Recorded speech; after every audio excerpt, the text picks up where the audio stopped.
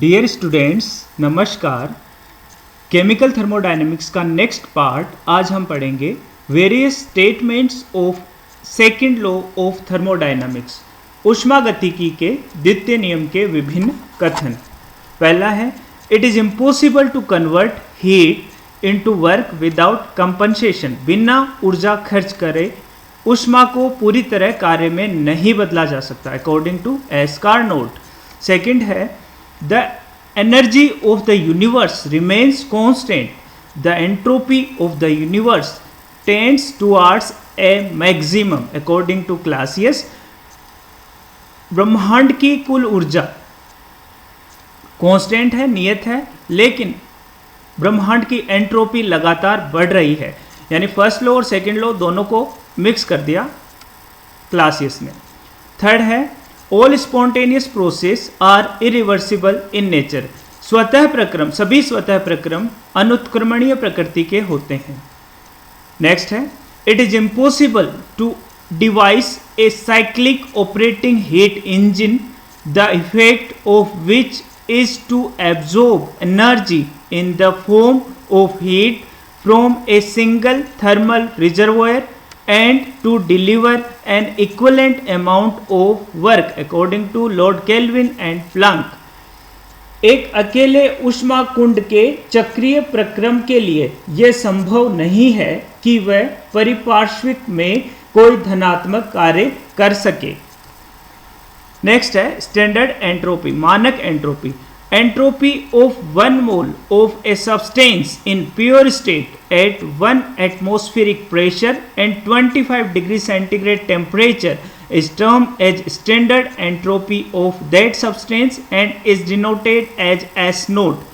जब पदार्थ हमारा प्योर अवस्था में हो, शुद्ध अवस्था में हो, टेम्परेचर 25 डिग्री सेंटीग्रेड हो और प्रेशर 1 एटमॉस्फेरिक प्रेशर हो, तब जो एंट्रोपी आएगी उसे हम कहेंगे मानक entropy. When a reaction involves each reactant and each product in its standard state, the entropy change is said to be standard entropy change of that reaction. Delta S naught is equal to summation S naught product minus summation S naught reactant. किसी अभिक्रिया के लिए मानक entropy में परिवर्तन क्या होगा? उसके उत्पाद के एंट्रोपी परिवर्तन, कुल उत्पाद के एंट्रोपी में परिवर्तन माइनस क्रिया कारक के एंट्रोपी में परिवर्तन। शर्त क्या रहेगी कि वो उत्पाद और क्रिया कारक उनकी मानक अवस्था में हो। जैसे ऑक्सीजन की मानक अवस्था क्या है? O2। कार्बन की मानक अवस्था है कार्बन ग्रेफाइट। नेक्स्ट है, physical significance of entropy, entropy की भौतिक सार्थकता। Entropy as a measure of disorder of system. Entropy यादृच्छिकता और अव्यवस्था का मापन है। जैसे नेचुरल प्रोसेस, सभी नेचुरल प्रोसेस स्पॉन्टेनियस प्रोसेस होते हैं, अपने स्वतः प्रक्रम होते हैं, उनमें डिसऑर्डर बढ़ता है, एंट्रोपी बढ़ती है। एग्जाम्पल, फ्लो ऑफ हीट, उच्च ताप से निम्न ताप की ओर हीट का फ्लो होता है, ऊष्मा का प्रवाह होता है। Hot end to cold end of conductor. Next है, फ्लो ऑफ इलेक्ट्रिसिटी, धारा का प्रवाह, high potential to low potential, उच्च विभव से निम्न विभव की ओर होता है। Expansion of a gas in vacuum, निर्वात में गैस का प्रसार भी अपना एक स्वतः प्रक्रम है। यहाँ देखिए, एस इज सॉलिड, लिक्विड और गैस। यहाँ व्यवस्था की बात करें तो सबसे ज़्यादा सॉलिड में व्यवस्थित अणु होते हैं, फिर लिक्विड, फिर गैस में। लेकिन सॉलिड से लिक्विड में चेंज होने पे एंट्रोपी बढ़ती है, अव्यवस्था बढ़ती है। लिक्विड से गैस में चेंज होने पे एंट्रोपी बढ़ती है क्योंकि अव्यवस्था बढ़ती है। नेक्स्ट है, entropy as a measure of probability. Probability means प्रायिकता का मापन है एंट्रोपी। कैसे? सभी स्वतः प्रक्रम स्पॉन्टेनियस प्रोसेस क्या है? अपने इरिवर्सिबल प्रोसेस हैं।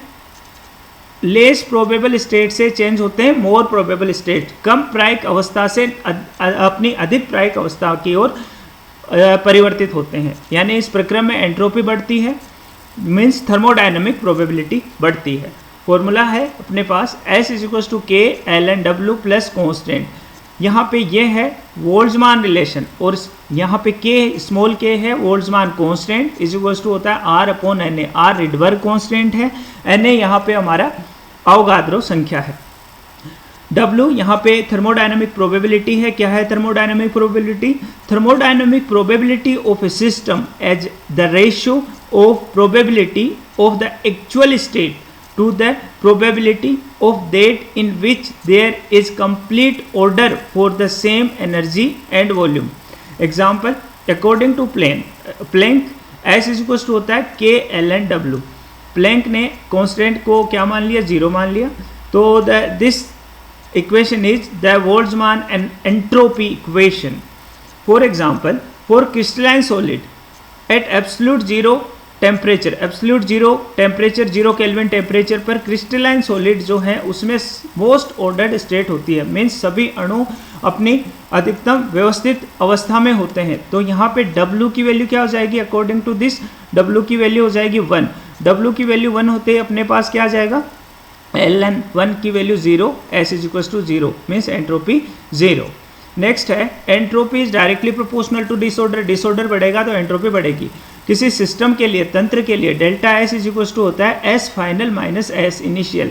अंतिम अवस्था में एंट्रोपी क्या है? माइनस प्रारंभिक अवस्था में एंट्रोपी क्या है? रिएक्शन के लिए उत्पाद के अणुओं की कुल एंट्रोपी माइनस क्रियाकारक रिएक्टेंट के अणुओं की कुल एंट्रोपी। सॉलिड लिक्विड गैस में गैस की एंट्रोपी सबसे ज़्यादा होती है, अव्यवस्था ज़्यादा होती है। यहाँ पे देखिए सॉलिड से लिक्विड गैस में चेंज हो रहा है तो एंट्रोपी बढ़ रही है। यह है आपका शुष्क बर्फ। यहाँ पे इस इक्वेशन में अपना इस रिएक्शन में सॉलिड और गैस, सॉलिड गैस में चेंज हो रहा है, सॉलिड प्लस गैस में, तो एंट्रोपी बढ़ रही है। यहाँ पे टेम्परेचर कम हो रहा है, टेम्परेचर कम होने पे एंट्रोपी कम हो रही है हमारी। यहाँ पे प्रेशर कम हो रहा है, वॉल्यूम बढ़ रहा है। प्रेशर कम होने पे वॉल्यूम बढ़ता है, यानी एक्सपेंशन हो रहा है, इसका मतलब प्रसार हो रहा है, मतलब एंट्रोपी बढ़ रही है। क्रिस्टलीकरण करने पर हमारे एंट्रोपी क्या होती है? नेगेटिव होती है, क्योंकि अणु व्यवस्थित होते हैं। अंडे को उबालने पे एंट्रोपी क्या होती है? हमारा एंट्रोपी कम बढ़ती है, क्योंकि उसमें प्रोटीन का डीनेचुरेशन होता है।